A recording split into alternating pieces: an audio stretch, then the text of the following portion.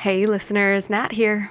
Welcome back to Cheers with Nat, the podcast dedicated to cheering on women in drinks. This episode is another trip down memory lane, as we hear from a guest from the first season of Beer with Nat, who I initially recorded with back in December 2018. Today's guest is Lotte Peplow, American craft beer ambassador to Europe at the Brewers Association. We'll start by hearing what Lotte has been up to over the past 8 years, then we'll rerun our initial conversation. For these intros, I've asked each guest to tell me what's changed since we last chatted, what keeps them grounded outside of work, and who they might like to share a drink with. Let's listen in. Hi, Nat. Hope you're doing fabulously, and hello to all the listeners. It's great to see Cheers with Nat back up and running again, and I'm massively honoured to be invited back on the show. Thanks very much for having me along again. Gosh, it's been a long time since we last spoke. About 8 years, I think. A lot has happened in that time, but I'm still here, still flying the flag for American craft beer, still exploring the wonderful world of beer, and still loving the amazing collaborative beer community in general. So for anyone who hasn't listened to the original episode, I work in the export development side of the Brewers Association, and this is a trade body that represents the small and independent American craft brewers, and it's based in Boulder, Colorado. It's a bit like SIBA, but bigger. I'm British, as you can probably tell, and I'm based in London in the UK. I started properly working for the Brewers Association in a marketing kind of capacity from about 2015. And in the original podcast, I hadn't yet received the rather grandiose title of American Craft Beer Ambassador for Europe, which I became in 2019 and I still hold to this day. My role involves developing and promoting American craft beer exports to the UK and Europe and various places by working with importers. I organise big activations. I do a lot of writing about American beer and get my work published. I'd speak at conferences and do talks and beer and food matching events. And I do a lot of international beer judging. This is something we were discussing last time. So since the last recording, I've really upped my judging game. And I've been invited to judge both nationally and internationally at various different competitions. I recently returned from judging the World Beer Cup in America for the 4th time, which I was very excited about. It's the biggest and most prestigious beer competition in the world and receives over 8,000 entries from 50 countries. And it's judged by 255 judges from 38 countries. So it really is a truly international competition. I was so proud and honoured to be judging alongside some of the rock stars of the craft brewing world, and it was a fantastic opportunity to learn from the best in the business. Every time I judge World Beer Cup, my mind is completely blown, and it takes me a good few days to process all that's gone on and come back down to earth again. I hasten to add, lovely listeners, that Nat was also judging World Beer Cup with me, being, I'm sure you'll agree, a rock star of the industry in her own right. So now I'm looking forward to my next trip, which is an American craft beer showcase roadshow type event in Sweden. The Brewers Association is flying over 4 brewers and a raft of amazing American craft beers for a series of tap takeovers and meet the brewer style events in Stockholm and Uppsala. Should be fun. And then it's on to the Brewers Association's flagship event in the UK, which is, of course, London Craft Beer Festival, 17th to the 18th of July at Southwark Park in Bermondsey. This will be our 5th year exhibiting, and we're always the most popular stand in the whole show and inundated with eager beer lovers from start to finish. This year, we'll be flying over around 8 brewers, along with about 60 or so different American craft beers from about 20 to 25 breweries. They'll all be air freighted, so they'll be tasting super fresh and absolutely delicious. And the brewers themselves will be on hand to pour the beer and interact with festival goers. We'll also be doing a series of masterclass tastings led by the brewers, so don't miss those if you're coming. Details will follow. And I literally can't wait for you lovely lot to try these beers. They are going to be stunning, and they'll range from the most innovative, creative new lager styles to absolutely big, banging, bold, bourbon, barrel-aged imperial stouts and everything in between. There really will be a style for everyone, so do come and say hi if you're going. And then when I'm not tasting beer, my other passion is playing hockey. That's field hockey to any of our American listeners. I've been playing hockey for years at Barnes Hockey Club in London, but I'm gradually getting slower and more useless on the pitch. I still turn out every Saturday when I can, and I have a good run around followed by a few beers in the club afterwards, but I'm definitely not one of the superstars. I also have a very energetic Labrador who needs lots of walking. Got to balance my beer consumption with exercise somehow. And who would I most like to have a drink with? Well, that's an easy question. There's only one answer, Nat. Your good self. I'd love to share a beer with you and toast your general awesomeness in the beer industry, particularly how brilliant you are at supporting women in beer. Cheers, Nat. I'll drink to that. Cheers, Lottie. I look forward to getting that beer with you soon. Isn't Lottie's passion infectious? She really is a true beer ambassador. And now you know where to catch her, and all those delicious American craft beers she was describing, if you're in London this summer. Returning to our initial recording from December 2018, you'll learn how Lottie got her start in PR, how a beer and food dinner, a topic she's still incredibly passionate about, led her to her current role with the Brewers Association, her vision for the future that she's since managed to accomplish, and lots more. It's time for a cheers and a chat with Lotte Peplow. Here she is. I'm glad we've got these tiny glasses because this is dangerous. Very, very special, and I'm delighted to have an excuse to open it. Okay, perfect. It's from 50/50 Brewing Company in Truckee in California, and it's one of their Eclipse variants, and this one is it's an imperial stout. This one's brewed with honey, and it's the Grand Cru range. They're very rare and very special. Well, thank you for sharing it with me. Yes, and there's not very many made at any one time. And it's in a oak barrel. I think it's probably got, I'm not sure what this one had in it before. Bourbon. It's a bourbon barrel, I think. Okay. Very limited release, and this has won loads of awards. And the brewery itself won Brewery Group of the Year at Great American Beer Festival 2018. So it's all very special. And they all have this new. See this wax label? We're looking at a beautiful bottle here with a lovely gold wax label on it, and every different flavour and style of this Eclipse has a different colour. So just the 11% to start us off with that. Oh dear. Cheers to that, Lottie. We've only got small portions though, so yeah, exactly. Just a little thimble full to get us started. Yeah, you really get that bourbon. Nice, like raisiny notes on the nose. Isn't it lovely? Yeah, dark chocolate, coffee. Oh, some nice vanilla, dark fruit, sweetness, but not too sweet. Oh, that is good. Honey. Do you get the honey as well? Yeah, and I get the honey too.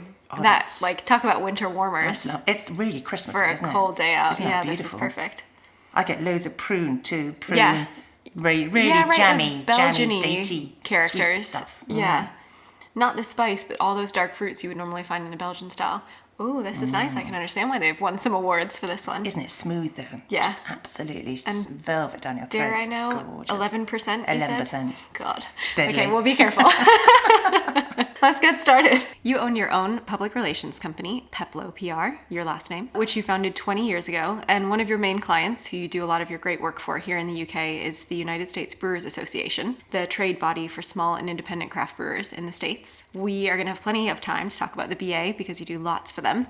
But I want to start by going back to the early days of your career. I've got a few questions, so I'll throw them at you and then we'll take them bit by bit. What interested you in PR to begin with?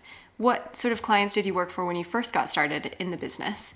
And then what inspired you to open your own PR business and then led you to the work that you do today? So start with why PR? It was a combination of things, really. It was an interest in writing, an interest in communication, an interest in people, and it felt like the right thing to do going back many years ago. And well, I've always worked on beer clients. So in all my roles in PR, I've had many different beer clients, ranging from Whitbread back in the day. They're now owned by one of the bigger multinational brewing companies, but that included Stella Artois and Heineken and Boddingtons and Murphy's and old brands. I've also worked on Guinness, and I've worked on Holston and Molson Lager. So a whole range of drinks, beer brands basically, but always on the kind of PR and marketing type of route. About sort of 12 or so years ago, I was working for a small brewery called Freeminer in the Forest of Dean. And the guy that owned that brewery was also bringing in Rogue Ale to the UK from the US. And it was about the time that the Brewers Association was setting up the Export Development Programme. in 2004, and they came to the UK for the first time in 2006, and I think they spoke to the guy who owned this brewery and who was importing Rogue, said, do you know anybody that could help us in the UK? And he recommended me, and that was the start of a beautiful relationship, really. Oh, wow. So, yeah, okay. It goes back quite a number of years. Yeah. So 2006, it was way before this kind of really trendy craft beer scene was kicking off. Yeah. And the event was a beer and food dinner at the White Horse pub in Parsons Green. And in those days, that was reasonably groundbreaking. The White Horse is that iconic beer bar here in London. Yeah. And the late Michael Jackson was there, and a whole raft of top-notch American brewers came over, such as Doug Adele and Fred Mendes from Boston Beer Company, and Ron from Lagunitas. And we had this incredible beer and food matching dinner, 5 courses, 10 beers. It went on till about sort of 1 a.m, everybody talking and everybody asking questions. It was really, really good. And then we repeated that the year after that, and then another year after that, and then it sort of, I've started working with the Brewers Association back then, but not quite to the extent that I'm working now. So my career with the Brewers Association has kind of morphed, really, from just that first beer and food gig into something that's much wider and bigger and more representational role, I guess, really. Yeah. So now it's not just PR, it's far more than that. Wow. Okay, so take me back. I didn't realize you had such a history in beer PR before going off on your own. How did you go from working for part of a bigger team that was representing, say, Molson or Whitbreads, to then say, I could do this on my own and I want to take my own clients? So I left my final agency after I had my second child, and then had about a year of just not working, and then I set up with a client that wanted me to work with them from my last agency. Them. Yeah. Okay. Yeah. And since then, you've set up your own business. So that was the beginning of my business, yeah. And taken on more clients since then? Yeah, absolutely. And then you had since then. This fateful introduction to the BA. Yeah. And so how has the role changed since your early days when you were doing these dinners to the role that you do now? And tell me a little bit more about what does a day in the life of Lotte look like now? Well, it's very diverse. It can mean a lot of different things. Now it's more... yes, there's still the PR and the writing and the media work, but there's also things like event management and organising Craft Beer Rising, for example, or Great British Beer Festival.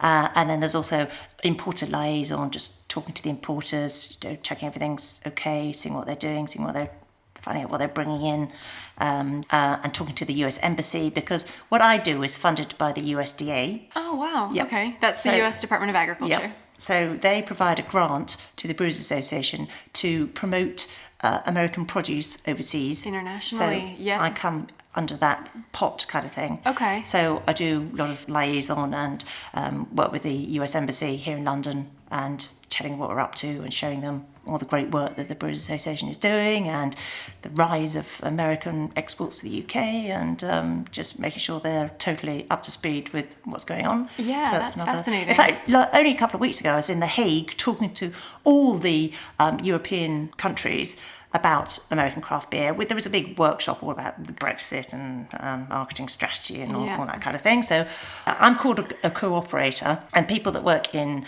America, it's called agriculture. So other people like cherries and almonds and prunes and meat, everybody was there. And we were all talking to all the other European countries about what we can do to promote and increase, elevate the position of our American products overseas. And that was really fascinating. And the demand for American craft beer is unbelievable. Everybody I spoke to, everybody wants a piece of the Brewers Association. Everybody wants to do an American craft beer event or a festival or a tasting or a beer and food dinner. And they all absolutely, they're all dying for it. They're all telling me about their markets, for example, in Poland or Ukraine or any of the Eastern European countries. They're absolutely crying out for more beer. And wow, so your really role keen on it. Isn't just limited to the UK. No, you not cover at the all. UK and Europe as well. Yeah, well, within reason. I mean, Europe's a big place. So. You can't travel too far. Yeah, you are based in London, but you get the opportunity sure. to represent the Brewers Association across Europe as well. So I'm going to Paris. I'll be going to Paris in April. Oh, that's fun. What's that for? That's for Planet Beer. Okay. Which is a big craft beer festival there. Okay. And we've done this for about the last 3 years. A massive beer and food dinner where Adam Dooley, the executive chef of the Brewers Association, he comes over, cooks an amazing meal, 5 courses, 10 or 12 beers.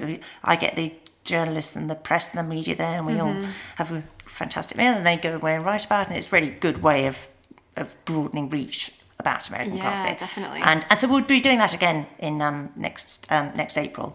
And in fact, this year we did it at the US Ambassador's residence in Paris, which is like a palace. It was absolutely outrageous. Wow. Oh my God. You've walk had some in and really there's incredible experiences. marble fireplaces, wall to wall, kind of glorious stuccos. These carpets are a foot deep and Wow. So you're like, what other nice places am I going to see in Yeah, Paris yeah, this time? yeah, right, it was absolutely glorious. It was very, very special. So that was pretty nice. I don't think we're going there again next year, but Darn. hopefully somewhere quite Somewhere quite just similar. as of the same standard would Yeah, be nice yeah, now that that'd be you're very used nice. to it. Yeah, So, absolutely. so you've been with the BA for, what's that, 13 12 years? years, yeah. Yeah.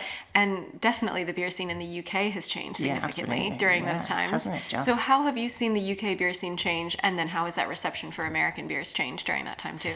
Well, the craft beer scene in the UK has absolutely taken off, hasn't it? In the last few years, it's absolutely going through the roof, which is great. It's great. And it's very much a case of a rising tide floats all boats. So Yeah. it's great that American craft beer is coming up, and it's increasing, don't forget. The latest figures we've got is up 7.1%, which is fantastic. Wow. So what is that sales in the UK Yeah, of American yeah. craft beer? Exports of American craft beer to the UK are up 7%. Wow. I know. It's pretty awesome, isn't it? Oh my goodness, I yeah, know. because I sometimes think there are loads of breweries here. Is there room to stretch? But clearly, But there is, there's because interest. if you're a craft beer lover, you don't want to just commit yourself just to the UK market. You want to expand and experiment and explore, and that means you'll try beers from all sorts of different countries, and that's what we find, that the craft beer world is broad and wide, and people want to taste lots of different types of beers, and Yeah. so it's not the case that the American craft beer stuff is ignored. It's not. It's very much It's up still there. very Yeah, celebrated. it's definitely very Yeah. much in demand. Can I just mention one thing about this amazing bottle of 50/50 Eclipse that was Yes, tell generally me suffering?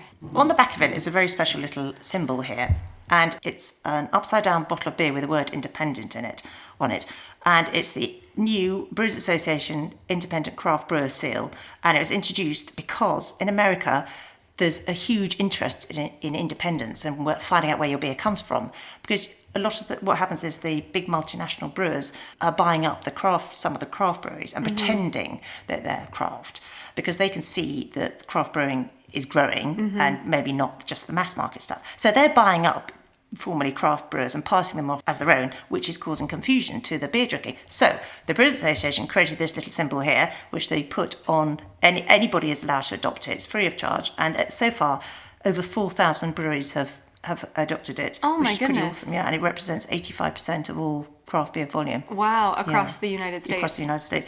And it clearly shows that beer is different, that beer is independent.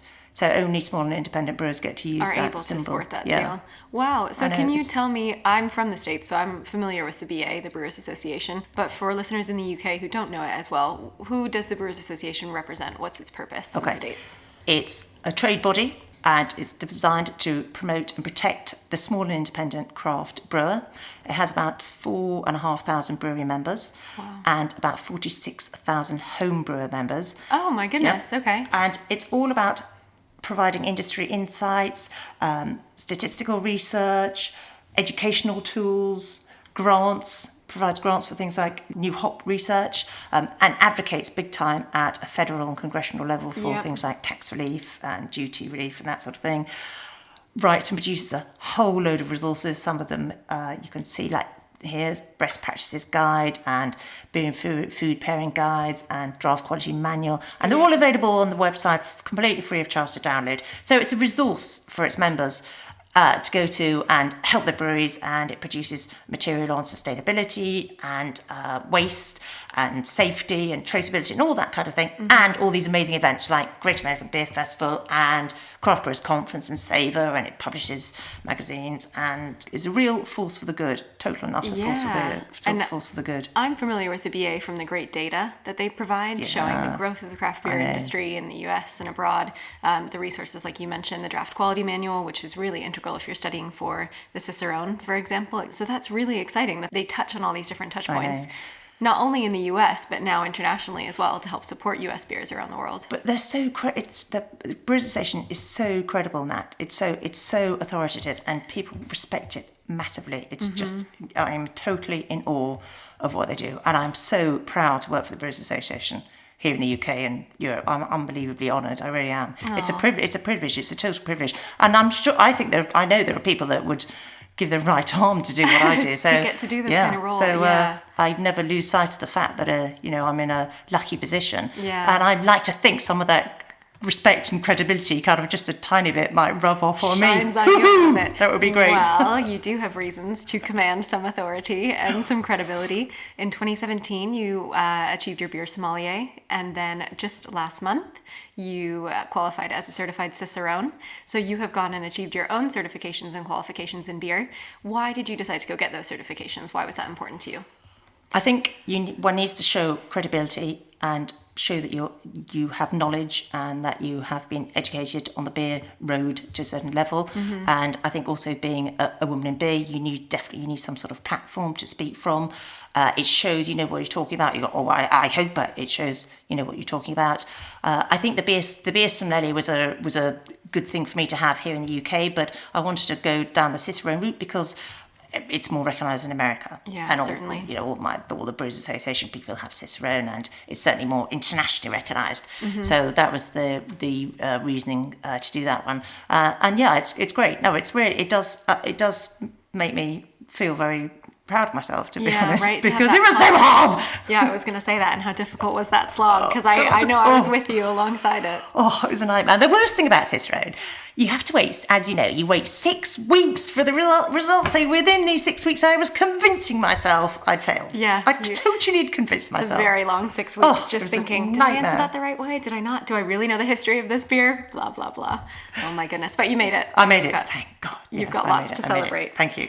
And even before you got your Cicerone certification, when you were beer sommelier, and maybe you started this before beer sommelier, but you've been doing lots of judging here in the UK. How did you get into judging, and why is that something you enjoy? I love judging. It's like being at the Olympics. It's like the beer Olympics. It's like the pinnacle of what one does in the beer world. It's just, I think it's a challenge. It's a massive, massive challenge. But it's so interesting and it's so exciting, and it's so much a way of bettering oneself. So I first started for just judging for camera at the Champion Beer of Britain, and that was my first experience. And then it just kind of it's just increased and grown since then. So I've done International Beer Challenge, SEBA. I've done quite a lot of SEBA. I've done a lot of home brewing competitions, and then I did Global Masters in August, September this year, and I hope to do more. It's definitely an area that I want to get more involved in. I think it's great. And do you feel that your studies for beer sommelier and Cicerone have helped you? Oh, as absolutely. a judge? Yeah, absolutely, totally. Yeah. Totally focused my mind on what the style should be, and now I'm looking at all the guidelines all the time, and when I'm drinking a beer, looking at whether I was going to ask that next. whether it's on style. And so can you drink a beer for pleasure anymore, or are you constantly analyzing the beers that you drink to see, do they fit to style? Does this taste how it should expect? What is the beer drinking experience like for you? Well, now that you know all that you know. I'm far more pernickety about what I drink now. Definitely, in years before I'd probably just settle for it, just settle for whatever came. But yeah. But now I'm far more aware of whether it's whether it's a good beer or a bad beer when I go into a pub, or whether it's a fresh. You can taste an oxidized beer a mile off now, and I never could do that before.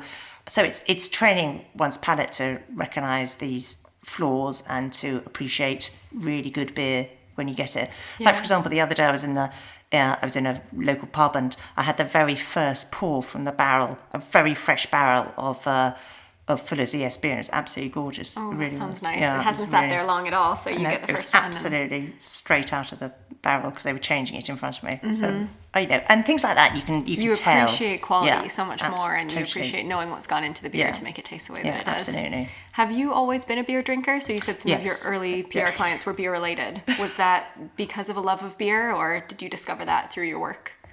I think it was a combination, really. I think it was fairly always there. I think I've never not loved beer. I've always enjoyed it. But, years ago, back in the day, beer was nothing special. Yeah, right. We didn't have the options that we have today. No. So I think I started off on lager and, things like that, but eventually progressed onto the finer things in life. And we'll never look back. I will certainly never look back. My God. And you've mentioned already about that incredible beer and food dinner that you went to at the White Horse back in 2006, it was. It sounds like you've had some really incredible opportunities through the role that you do today. You've been to the States a few times to go to GABF, the Great American Beer Festival, and to the Craft Brewers Conference more recently, I believe. So tell me a little bit more about the trips that you have taken to the States, what you've learned, and how that market differs from what you see back home in the UK. Well, my latest trip was to the Great American Beer Festival in Denver in September, and that was just insane. Oh my God, I've still not been. I know, and it just I see the photos. It looks so overwhelming, but it just completely. It looks like a box that must be ticked. It's just, if you're a beer lover, you haven't lived until you've gone there. You owe it to yourself as a beer lover to go to the Great American Beer Festival at least once in your life. It really is just amazing, absolutely amazing. There's like 4,000 beers from 800 breweries. Oh my God. Which is a hell of a lot. 60,000 people. I mean, it's just That's a lot of huge. beer. It's huge. It's a hell of a lot of beer. But it's just done so well. It's so organised. And you have a 1 ounce pour. So people are very respectful. It's not like, yes, you do get the odd person who's maybe It does add up, yes, but it's there. You're there to enjoy it. Yeah, you're just sampling. You're sampling, so you'll never, you always feel totally in control, and you can go around and have as much as you can. But even just a tiny sample, you still can't scratch the surface of 800, 800 breweries, 4,000 beers. Oh my goodness. It's crazy. And the size of the place, it's as big as 8 football pitches. It's huge. Oh my goodness. It's absolutely massive. And on Friday, everybody dresses up, so you have all these crazy costumes, and they've got pretzel necklaces around them, and they're all looking absolutely crazy. But it's great. It really is great fun. And then there's loads of talks and seminars and things you can go to. And running alongside is Paired, which is the beer and food pairing element, and it's like in a separate area, so it's a bit calmer and quieter. Okay, good. So you've got that respite if you need to take a little break from the madness in the main hall. Yeah, and it's really good. And there are about 20, or in September there are about 26 chefs and 26 breweries, and they match up, and they each cook 2 pairings. So you've got the food and the beer paired together, and you have the food and the beer together. It's just like a 1 bite portion size, and you go around and sample everything, and that's really good. And you get beers there that aren't on the festival floor, and it's just an incredible celebration of how beer goes so well with food, and how they do it so well in America. I mean, just makes the UK pale into insignificance, really. So what else did you see beyond just the festival when you were in the States? Were there certain things you were looking for, or were certain things that you would like to take home? Like you said, beer and food. Maybe not done as well in the UK, but there are some shining examples in the States. Yeah, well, absolutely. I mean, the Brewers Association, what they do is definitely leading the way with this part of the festival called Paired, and all the other dinners that they do all around the world. Yeah, that's a great point, because we don't really have beer and food at our festivals in the UK. No. All right, And so we you can do bring that over, Lottie. Next project. Yeah. But it was also fascinating to discover all the trends at the Great American Beer Festival, because, my God, I had some interesting beer. Yeah, so what else are you seeing over there that, will eventually make it to the UK, I assume? Is that sort of how things go? Trends will start in the States and follow to the UK. Yeah, I think that does happen. But one thing that really was different was vegetable sours. Okay. I can only think of the tzatziki sour that Mad Hatter did. That's the only sort of vegetable sour I can think of here in the UK. What are some of the ones that you got to try in the States? The most wacky one was a spaghetti goza. But it was spaghetti goza. It was incredible. Okay. It really was. It was made from fried tomatoes, oregano, fresh basil, spaghetti, and it's made into it. It literally tasted like you eating a plate of spaghetti bolognese. Literally, that's what it tasted like. It is a pasta bowl in a beer. Yeah. With that touch of salt too, being goza. That sounds quite amazing. nice, actually. Yeah, it was quite nice. I mean, I don't think I'd want to drink it all night long, but it was... But just think of that creativity and the fact that the flavours actually worked well together. Exactly. How interesting. Okay. Yeah, and there was another fried tomato sour ale done by Adele. That was pretty interesting as well. Okay. And then Scar do one with beetroot, apple, carrot, and something else. But Sounds like a health pretty, juice. Yeah, and that's pretty wacky. And it's bright pink. It's called pink vapor stew. Okay, that sounds really cool. Yeah, but the other big trend, of course, was the IPA craze is massive, and IPAs are massive in America. Yeah, right, and not Absolutely going massive. anywhere. 36% of the market, Wow. and growing at accounting for 77% of growth. Wow. Massive, yeah, huge, and every variation under the sun. Yeah, I was going to ask, are there Red, different styles? white, No, so they're all spiced. counted together. Yeah, they're all counted together. There's Brett, there's spice, there's barrel aged, there's sour, there's vegetable, fruit, you name it. Essentially, of course, the hazy. We love our hops, and they're Yeah. not going anywhere. It's the big takeaway there. And the hazy and juicy IPA category, or we call it New England Yeah. as well. That was new at the Great American Beer Festival in September, and that had the highest number of entries of all the categories, with about 390 odd. Wow. Yeah, so that shows you how that style's taken really, off. really popular. Yeah. Oh my goodness. So they also do milkshake. There's a lot of milkshake IPAs, brute IPAs. Yep. Very, very interesting. All these different trends that are different coming trends. through. Wow, So lovely. the milkshake IPA is made with lactose in it. Yep, So that's that's milk right. sugar. It adds sort of a sweeter and Sweet creamier and body. a very full mouthfeel. So it is like it looks like a smoothie, and it's all very, very, very juicy. And in fact, Again, not some for of them everyone. taste like a milkshake. But yeah, some people love them. And then Brute IPA. Brute, yeah, the So brutes that are one- interesting. Very, very dry. Yep. Very, very highly attenuated. So Yeah, it's so typically there's an clear. enzyme added in to help sort of eat up all the rest of the sugar that might be left to really give a bone dry finish to the beer. And very champagne-like. Very, High very highly carbonation. carbonated. The most champagne-like beer, I think, that I found at the festival. But lovely, really, really nice. Yeah, really right. enjoyed drinking So that. there's creativity in beer still to be found. Absolutely. People are pushing the envelope Oh, constantly totally. and creating all The these American funky brewers different are- styles. They're known for their innovation and their Yeah. experimentational ideas, and it's still happening. It's still there. They haven't lost their touch. Yeah, that's for not sure. going anywhere. That's true. So what would you say has been your one most memorable experience from your work with the BA? It sounds like you've had many. Oh, that's a tricky question. Is that a tough one? That's a tricky question. I really enjoyed going to the Craft Brewers Conference in April of this year. That was really good because it's And just how does that differ from GABF? well, it's not a festival; it's a conference. So it's seminars. So it's 15,000 brewers attend, Oh, wow. and there are about 80 seminars, 200 different speakers, 12 different tracks. It's knowledge and education. So for me, it was a great way to find out more about the American craft beer industry, network, find out what's really driving people. I go to the State of the Industry address, which is when the Brewers Association will reveal all the latest stats and figures for the last year, and that was great. That was a really, really good experience. Yeah, right, to be with all the brightest minds in our Yeah, industry, and then yeah. for you to be able to bring that knowledge back to the UK on behalf of the BA and to help share that and educate That's people right. in the US industry is really helpful. And then as I could well. write about it. It provides great content for articles and writing for magazines and websites. Same with the Great American Beer Festival, going to that and coming back, and I could write stuff for various websites and magazines, and that was really, really rewarding. Yeah. But there's been loads. We've had some great dinners here in the UK when the Adam Dooley, the executive chef, comes over, and he's an absolute star at beer. He's a total god at beer and food matching.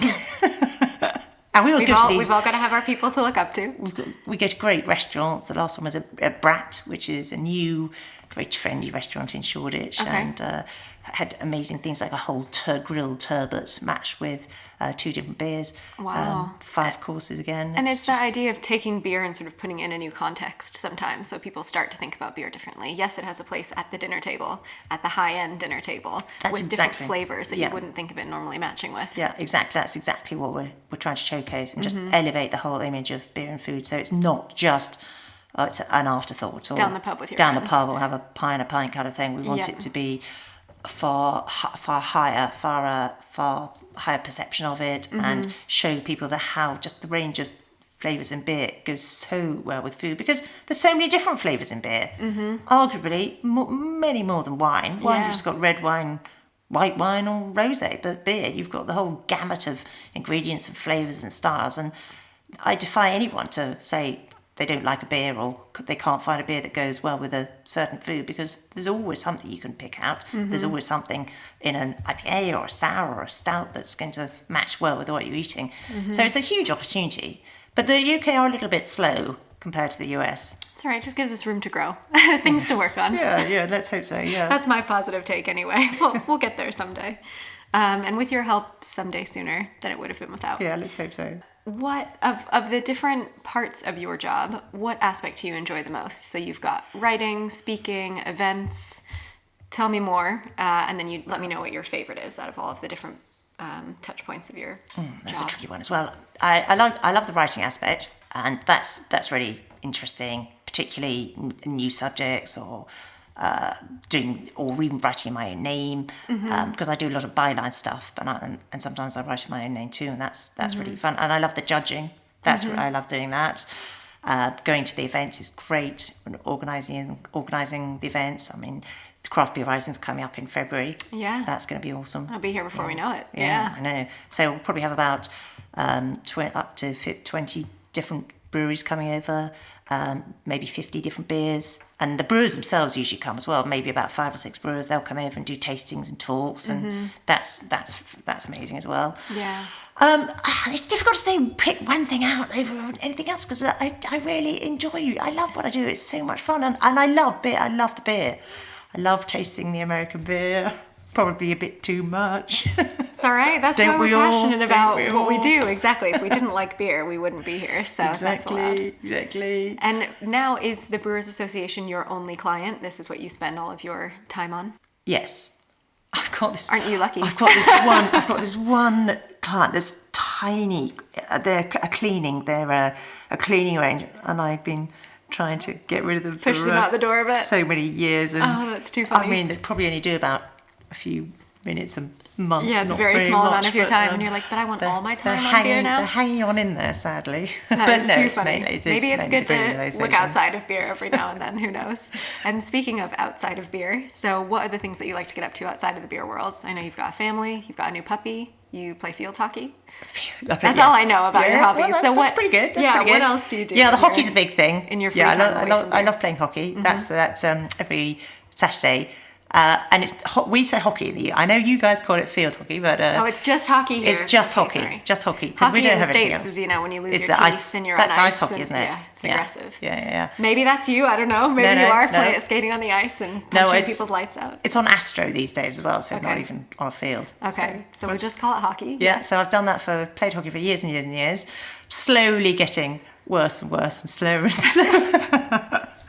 Oh, the beer is slowing you down? What? Slipping down the squads, eventually end up at the bottom. And at least it's still the exercise you need to balance out the beer. Yeah. The only downside is the club, because I play at Barnes Hockey Club, which is my local club, but there's not a great deal of beer afterwards, which is a bit of a shame. Okay, well, you're just going to have to bring some instead. Well, I do have, that has been known. And you just bring the beer along? You must be everyone's favourite member of the team. Yes, very popular sometimes. That is so funny. This is always a fun one to ask, as most people who have come to the beer industry have come from quite a different place. So was this the future that you envisioned for yourself when you first started your professional career? No. Usually the answer I expect, yes. What were you expecting your future to look like? Well, I had no idea when I first started out on my career path. I don't know, no one can really speculate and look into a crystal ball, but it's been a fantastic career so far, and I hope it will continue to be so. But it's interesting, this woman in the beer world, and also being an older woman in the beer world. I mean, a lot of people are quite new to this industry. The whole craft beer scene in the UK, it's all quite new and quite trendy and quite hip. And everyone I meet, they're all quite young dudes. I'm not. I'm older than most, and without giving too much away. There's still a place. There is a place for everybody. Everybody is welcome. And everybody should be in it, no matter what age. If you're only just starting out in the beer world, it doesn't matter. Whether in your 20s, your 40s, your 60s, there's always a place and there's always a little niche that you can find. And I think that's important to retain and to keep hold of, because it's just a great world to be in, and very, very welcoming. And you'll always find something that you love here. And what is your vision for the future then? Now that you're here with the BA and sort of you've blossomed into a career you didn't think you would be in, what are you looking forward to in the future? Well, my next step, which I'm really hoping is going to come off, is to judge either the Great American Beer Festival or the World Beer Cup. Amazing! So that's a love great to do goal that. to have. Yeah, that's my ambition. So I'm working when on will it. you find out about either of those? Well, I have actually put my application in just recently. I don't know. There's a huge waiting list, though. I mean, it's not going to happen anytime soon, but that's something that I would that's really. the box to tick. Yeah, on that's the career. my aim, shall we say? Oh, good. It's always good to have something to work towards, and then one day you'll get to look at it and say, "Yep, I did that." Yep, tick that box. Yeah, done my Olympic judging. Yes, exactly. Lottie at the Olympics, not the ones you're thinking of. Yeah, the beer different Olympics. sort of the beer Olympics. Yeah, that's good enough for me, though. Hey. I'm never going to get to the hockey Olympics. Let's face it. We are going to have to wrap up, and I'm going to wrap up with the question I always end with. What do you enjoy most about being a part of the beer industry? I enjoy the people. It's the people. The people are great. The sense of camaraderie, the sense of collaborative spirit. I think everybody is just lovely. I haven't come across anyone that I wouldn't want to have a beer with. Mm-hmm. I think they make all the difference. Everyone's very open. Everyone's willing to share knowledge and share interests and be welcoming. And I think it's a lovely spirit within the industry. I think the people really, really make it. So that would be my first answer. Then the second thing is the beer. Yes, love the beer, course. the We beer, gotta and have all both. the beautiful, lovely, amazing flavors and how it's growing. That's the second choice agree as well. 100%. Yeah, both good, of them are good, key. good. So thanks They're so much huge. for your time, Lottie. I Well, really thank appreciate you, it. thank you, Dad. I'm very honoured to be on. If this conversation left you thinking, I'd love to learn more about beer and food pairing, I've got you covered. When Lottie and I first chatted back in 2018, we also recorded a bonus episode all about beer and food pairing. I've included a link in the show notes. My only warning, do not listen when you're hungry. I hope you're enjoying these adventures into the Beer with Nat archives as much as I am. I'll be back with another Blast from the Past and Where Are They Now episode next week. Thanks, as always, for listening. Cheers.